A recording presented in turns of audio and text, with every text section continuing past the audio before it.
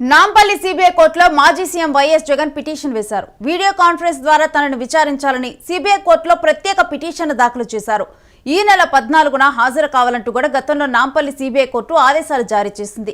గతంలో సిబిఐ కోర్టులో కేసులపై discharge petition దాఖలు చేశారు జగన్.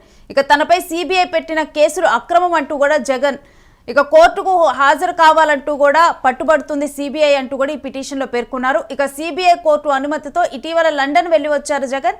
ఇక మరోవైపు ఇటీవల వైసీపీ జగన్మోహన్ రెడ్డి లండన్ పర్యటనకు వెళ్లిన నేపథ్యంలో కూడా సిబిఐ కోర్టుకు దరఖాస్తు చేసుకున్నారు. విదేశాలకు వెళ్లేందుకు అనుమతి కావాలంటూ కూడా ఇక దాంతో కూడా సిబిఐ కోర్టు తనకు అనుకూలంగా ఇవ్వటము, దాని తర్వాత వచ్చిన తర్వాత సిబిఐ జగన్ మీద పిటిషన్ వేయటము, జగన్ వెళ్ళినప్పుడు లండన్కి వెళ్ళినప్పుడు కూడా తన రూల్స్ను అతిక్రమించారంటూ కూడా సిబిఐ తన పిటిషన్ దాఖలు చేయటము, దానికి ఇప్పుడు సిబిఐ కోర్టు కూడా దాన్ని కూడా కొట్టివేస్తూ కూడా దాన్ని డిస్మిస్ చేస్తూ కూడా పిటిషన్ ఇవ్వటం జరిగింది. అయితే ఇప్పుడు మరలా కూడా ప్రత్యేకంగా కూడా తాను నాంపల్లి కోర్టుకి హాజరు కాకుండా తనని వీడియో కాన్ఫరెన్స్ ద్వారా విచారించాలి అంటూ కూడా జగన్ పిటిషన్ వేశారు. దీనికి సంబంధించిన డీటెయిల్స్ మా ప్రతినిధి కిరణ్ అందిస్తారు. కిరణ్, జగన్ తాజా పిటిషన్ మీద డీటెయిల్స్ ఏంటి? రేణు, వైసీపీ అధినేత జగన్మోహన్ రెడ్డి నాంపల్లి సిబిఐ కోర్టులో పిటిషన్ దాఖలు చేశారు. ఆయన ఇటీవల లండన్ పర్యటన పోయి తిరిగి వచ్చారు. తిరిగి వచ్చిన తర్వాత ఆయన నవంబర్ 14 కోర్టుకు హాజరు కావాలని ఆయన లండన్ పర్యటనకు వెళ్లక ముందే సిబిఐ కోర్టు ఆదేశాలు జారీ చేసింది.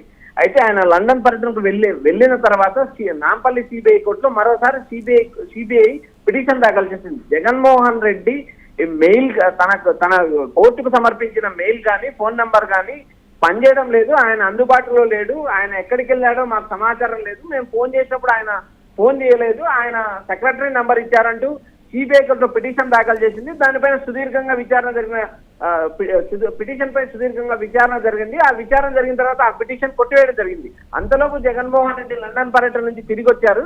ఆయన లండన్ నుంచి తిరిగి వచ్చి బెంగళూరు చేరుకున్నారు. బెంగళూరు నుంచి ఆయన తాడేపల్లి కూడా వచ్చే సందర్భం ఉంది. అయితే ఇప్పుడు ప్రధానంగా సిబిఐ కోర్టుకు నేను రాలేనంటూ ఆయన పిటిషన్ దాఖలు చేశారు. ఈ పిటిషన్ మీద విచారణ జరిగే అవకాశం ఉంది. ఏదైతే నేను కోర్టుకు హాజరైన సందర్భంలో భద్రతా కారణాలతో పాటు తనకు సెక్యూరిటీ కల్పించాల్సిన అవసరం ఉంటుంది. అదేవిధంగా ప్రభుత్వ ఖజానాపై భారం పడుతుంది.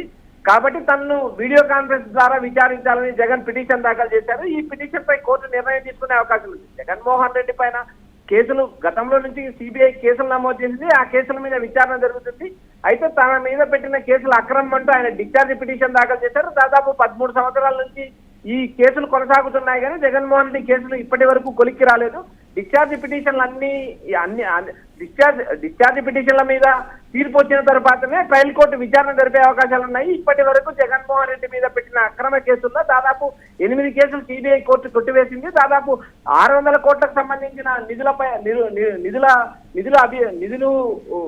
బదిలీ జరిగాయి అంటూ ఆయన మీద చేసిన ఆరోపణల మీదనే ప్రస్తుతం కేసులు నడుస్తున్నాయి.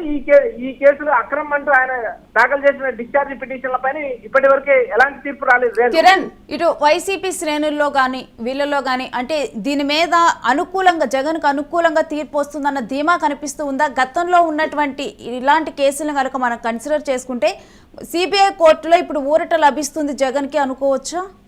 రేణు, ఇక్కడ ప్రధానంగా జగన్మోహన్ రెడ్డి పైన టీడీపీ కూటమి ప్రభుత్వం వచ్చిన తర్వాత సిబిఐ పదే పిటిషన్లు దాఖలు చేస్తుంది. ఎందుకంటే మొన్న లండన్ పర్యటనకు వెళ్ళక ముందు కూడా ఆయన పిటిషన్ దాఖలు చేశారు. ఆయన డిప్లొమాటిక్ పాస్పోర్ట్ కూడా కోర్టు ఇవ్వడం జరిగింది. ఆయన తన కుమార్తెలు లండన్ లో ఉండడం వల్ల ఆయన వెళ్ళి చూసి రావడం జరిగింది. జగన్మోహన్ రెడ్డి ఇతర దేశాల పర్యటనకు వెళ్ళడం చాలా సర్వసాధారణ విషయం. దీని మీద సిబిఐ కొంచెం అతిగా స్పందించిందంటూ గతంలో వార్తలు వచ్చాయి. ఏదైతే జగన్ ఆ ఇతర దేశాలకు వెళ్లి తిరిగి వస్తున్నాడు అనే సమాచారం ఉంది. ఎందుకంటే జగన్ పారిశ్రామికవేత్త, అందులో మాజీ ముఖ్యమంత్రి, ఆయన కుటుంబ నేపథ్యం ఉంది. ఆయన ఇక్కడే వ్యాపారాలు చేస్తున్నారు, ఇక్కడే ప్రజాస్వామ్యంలో ఉన్నారు, ఆయన మాజీ ముఖ్యమంత్రిగా ఉన్నారు. అలాంటి వ్యక్తి ఎక్కడికి పారిపోతాడంటూ గతంలో సిబిఐ కోర్టులో జగన్ తరఫున లాయర్లు వాదించడం జరిగింది. ఇక్కడ ఏదైతే జగన్ మీద పెట్టిన కేసుల్లో దాదాపు కొన్ని కేసులు కొట్టివేయడం జరిగింది, కొన్ని డిశ్చార్జ్ పిటిషన్లు వేయడం జరిగింది. వాటి మీద ఇప్పటి వరకు ఎలాంటి విచారణ జరగలేదు. జగన్మోహన్ రెడ్డి కేసుల నుంచి బయటపడతారని వైఎస్ఆర్సీపీ శ్రేణులు ముందు నుంచి ఊహిస్తున్నారు. ఆయన పైన 2011లో నమోదైన సిబిఐ కేసుల విచారణ 13 సంవత్సరాలని కొనసాగుతుంది. అయితే ఆయన బెయిల్ పైన ఉన్నారు. 16 నెలల జైలు జీవితం సుదీర్ఘంగా గడిపిన తర్వాత బెయిల్ పై వచ్చారు. బెయిల్ కండిషన్లు పాటిస్తున్నారు. ఆయన ఎక్కడ బెయిల్ అతిక్రమించలేదు. అయితే సిబిఐ పలు సందర్భాల్లో జగన్మోహన్ రెడ్డి పైన పదే పిటిషన్లు దాఖలు చేస్తుంది. దీని మీద గతంలో న్యాయవాదులు కూడా న్యాయమూర్తులు అసహనం వ్యక్తం చేసిన పరిస్థితి. ఇప్పటికి ఉన్న సమాచారం మేరకు అయితే వైసీపీ శ్రేణులు కానీ వైసీపీ అధినేత జగన్మోహన్ రెడ్డి కానీ ఎక్కడ కూడా తాము తప్పు చేయలేదు, నేను ఈ కేసుల నుంచి నిరపరాధిగా బయటపడతాను, నా కేసులు విచారించండి, నా కేసుల మీద డిశ్చార్జ్ పిటిషన్ చేశాను, ముందు వీటిని విచారించండి అంటూ ఆయన పదే సిబిఐ కోర్టులో పిటిషన్ దాఖలు చేసిన వ్యవహారం మనం చూస్తూనే ఉన్నాం. Renu, right, thanks for the details Kiran.